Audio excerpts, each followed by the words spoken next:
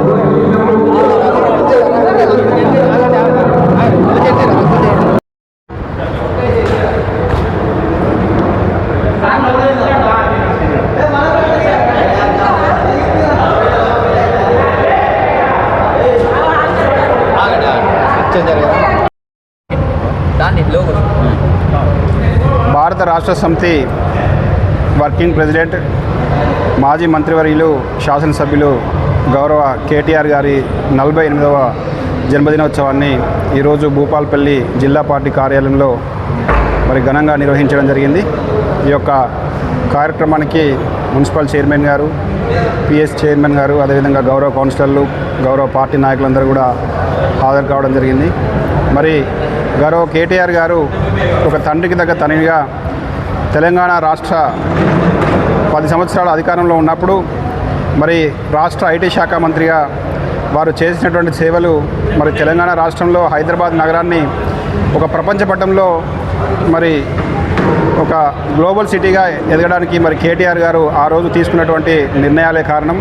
ముఖ్యంగా ఐటీ రంగంలో కేటీఆర్ గారు ఐటీ శాఖ మంత్రిగా బాధ్యత చేపట్టిన తర్వాత ప్రపంచంలోనే దిగ్గజ సాఫ్ట్వేర్ కంపెనీస్ కానీ ఇంకా అనేక కంపెనీస్ కూడా హైదరాబాద్కు రావడం జరిగింది.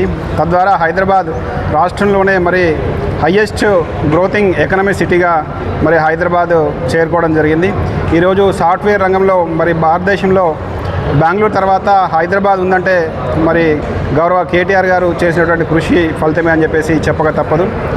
గౌరవ కేటీఆర్ గారి నాయకత్వంలో ఆ రోజు బీఆర్ఎస్ పార్టీ రూరల్ ఏరియాలో కొంత నెగిటివ్ ఇంపాక్ట్ ఉన్నా కూడా కేటీఆర్ గారి కృషి ఫలితంగానే ఆ రోజు 2023లో జరిగిన ఎలక్షన్లో గ్రేటర్ హైదరాబాద్ సిటీకి సంబంధించిన ఎమ్మెల్యేలు అత్యధిక దాదాపు 90% కూడా ఎమ్మెల్యేలు గెలుచుకోవడం జరిగింది.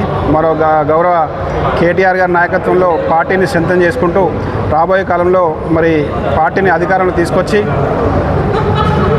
కేటీఆర్ గారికి జన్మదిన కానుకగా ఇవ్వడం జరుగుతుందని చెప్పేసి తెలియజేయడం జరుగుతుంది.